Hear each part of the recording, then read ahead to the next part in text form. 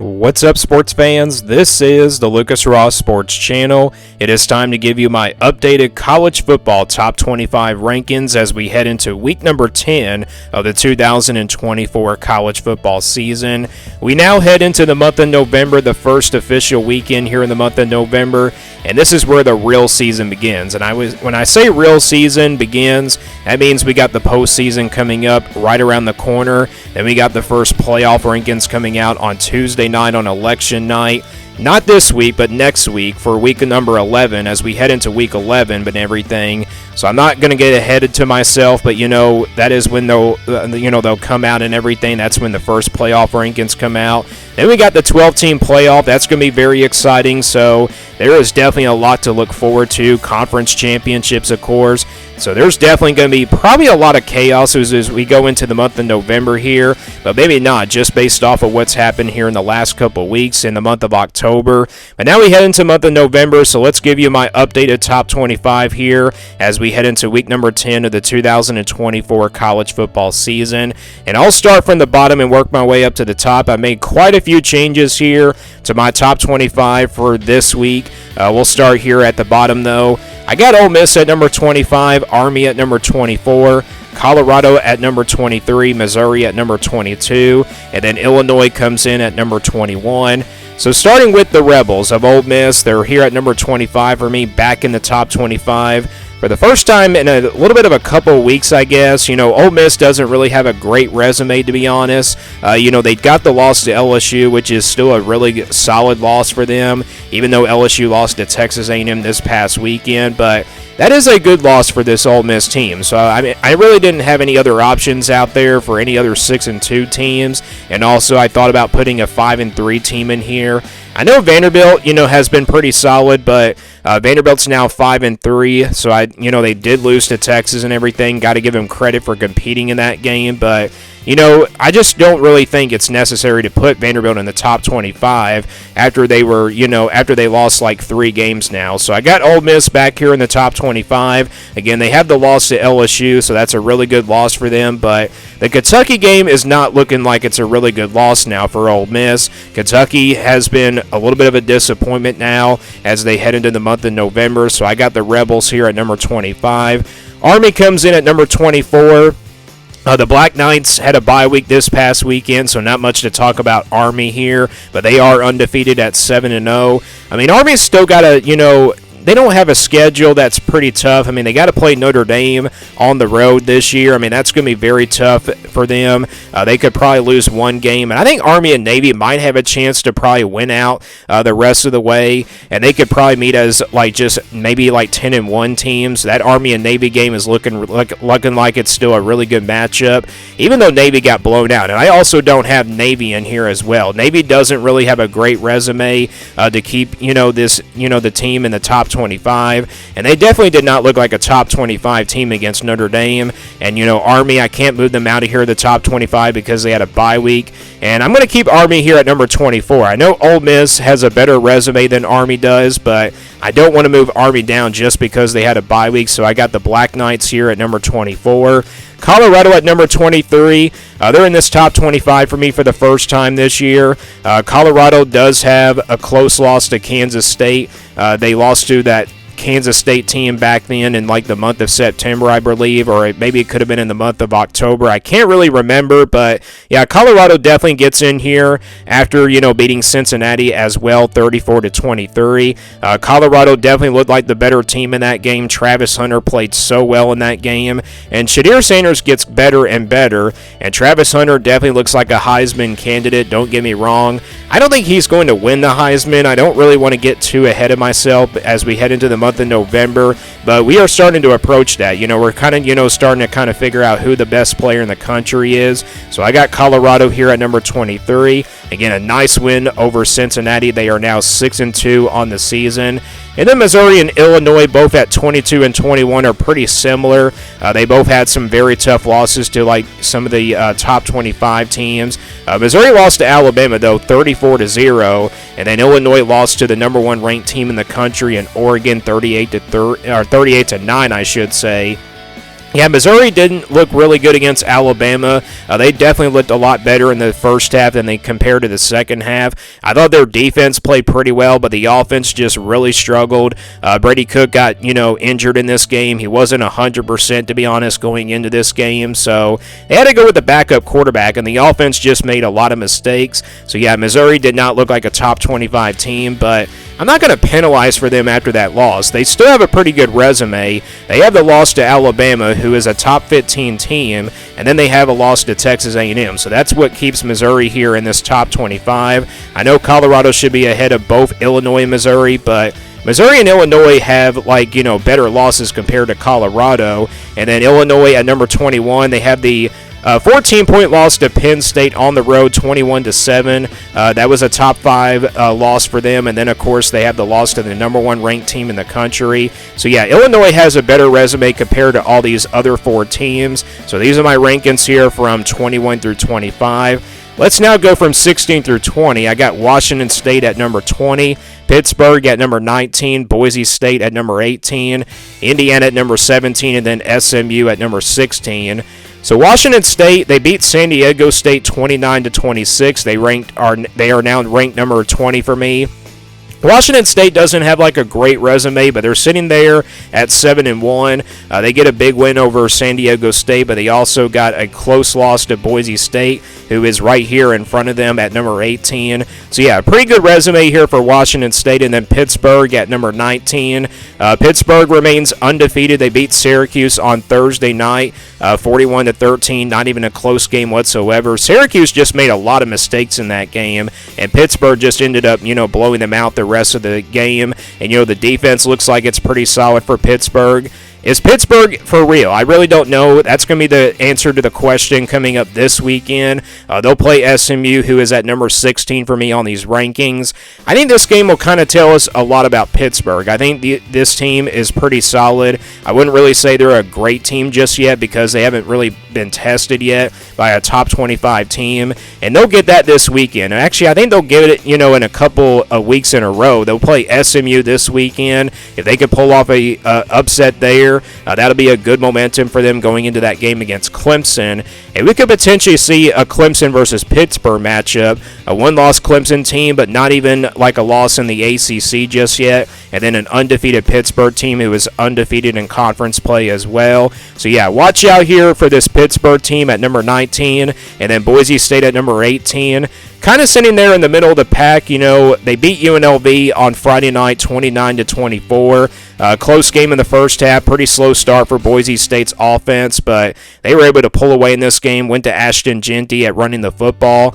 I don't know why, but Boise State, or actually, Ashton Jeanty is not getting all the hype that he is getting. I don't understand why they're not giving him that hype and to be a Heisman candidate. I just don't understand that. I know Boise State doesn't play anybody tough, but they played their first kind of real competition, and Ashton Jeanty had 33 carries in this game, and then 128 yards and touchdown, rushing touchdown. So, yeah, I don't know why he's not getting all the credit here for his season. So, yeah, Boise State here at number 18, sitting there in the middle of the pack.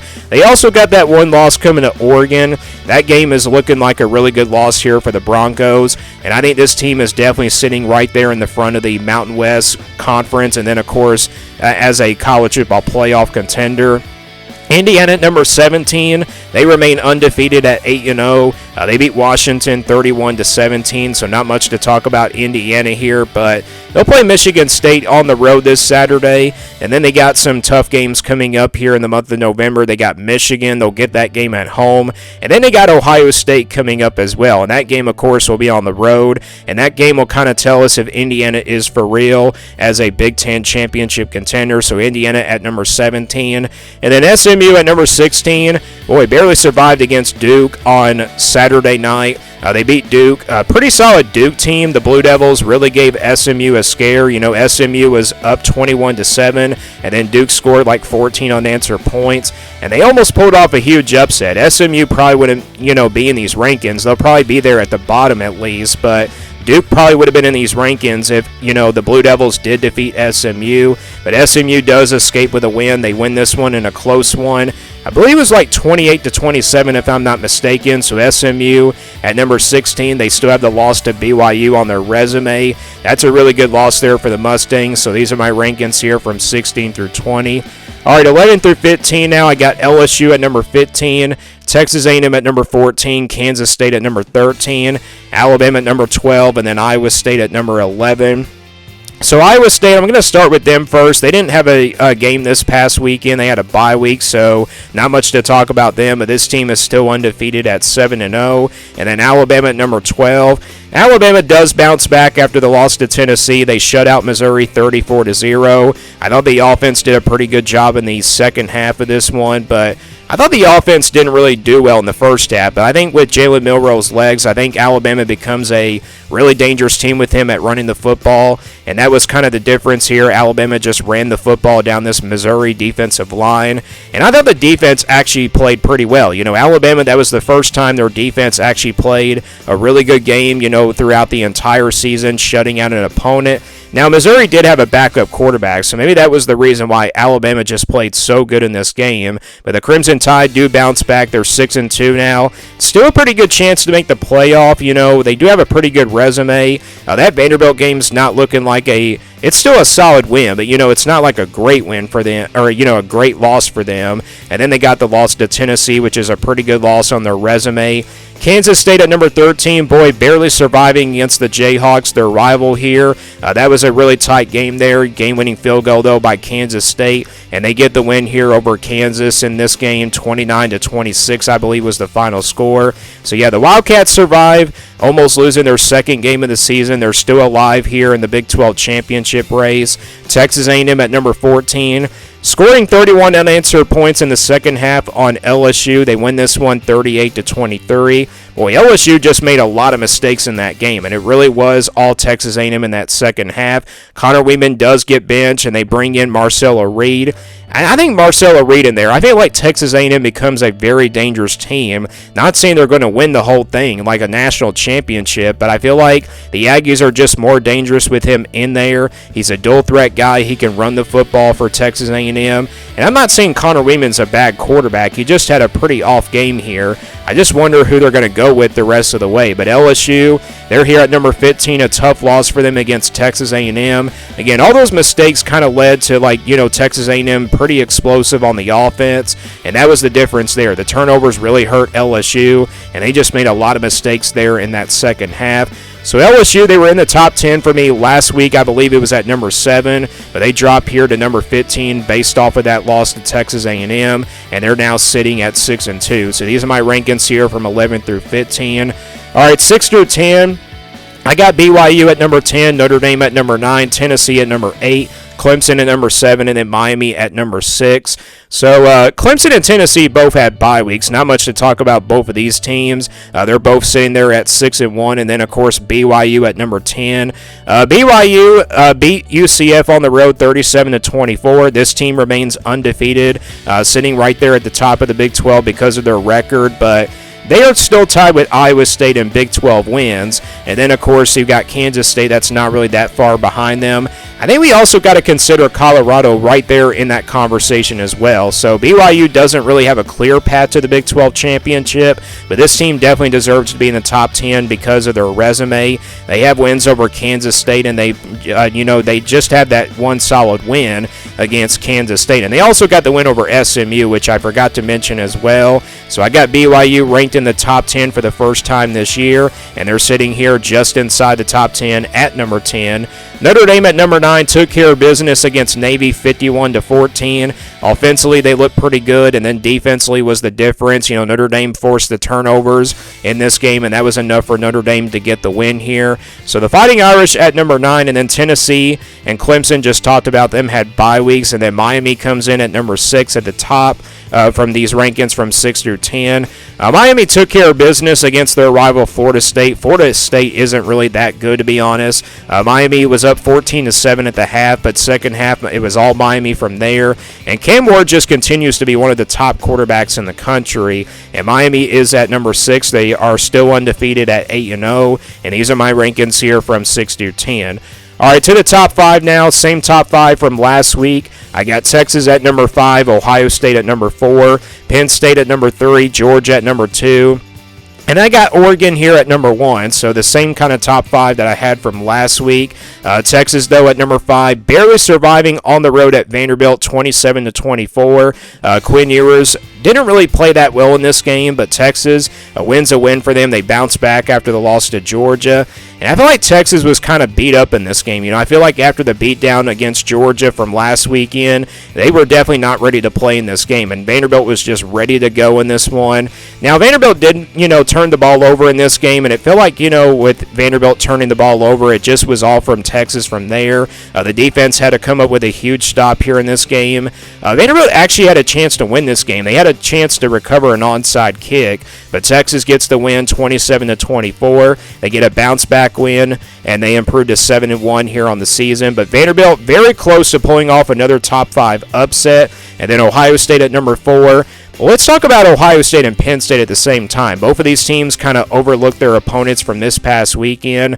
Ohio State escaping with a win over Nebraska, 21-17. Yeah, not a great performance for the Buckeyes, but I feel like Ohio State was definitely overlooking Nebraska, and they were definitely overlooking the Cornhuskers and looking ahead to this game against Penn State. And they'll play them on Saturday, and I'm really excited for this game between the Nittany Lions and the Buckeyes. Penn State 28-13 win on the road at Wisconsin. Now, Drew Aller got hurt in this game. I don't really know what the status of him just yet is because we're still earlier in the week, and we don't really know what the status is of quarterbacks as we get into the later part of the week, and it seems like sometimes it's a game-time decision. And I don't understand why they do that, but Penn State, again, at number 3, they escape with a win. Both Ohio State and Penn State escape with wins. Ohio State beat Nebraska 21-17, barely surviving in this game, and then Penn State, of course, beat Wisconsin on the road 28-13, kind of pulled away late in that fourth quarter.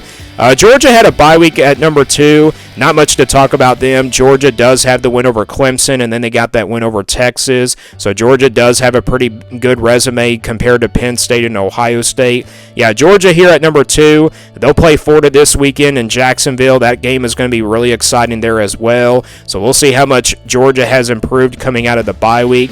And then Oregon at number 1. This is the team that is the best team in the country. They have the best resume in all of college football. They got wins over Boise State. They also got wins over Ohio State. And they got the win over Illinois, which is a pretty solid win as well. So 3 top 25 wins here for the Ducks, and they are 8-0. Not much to talk about this team. First half, they dominated against Illinois. They win 38-9, but did not really play that well in the second half. But this team is definitely the best team in the country, in my opinion, as of right now. So these are my rankings here from 1 through 5, and Oregon is my number 1 ranked team, just like they were from last week. So this is my rankings from 1 through 5 in the top 5, and these are my updated top 25 rankings as we head into week number 10 of the 2024 college football season, and also heading into the month of November. Give me your thoughts about my top 25 down in the comments below, and give me your top 25 as well. Thanks for watching this video, and stay tuned for more sports content videos on my Lucas Ross Sports YouTube channel.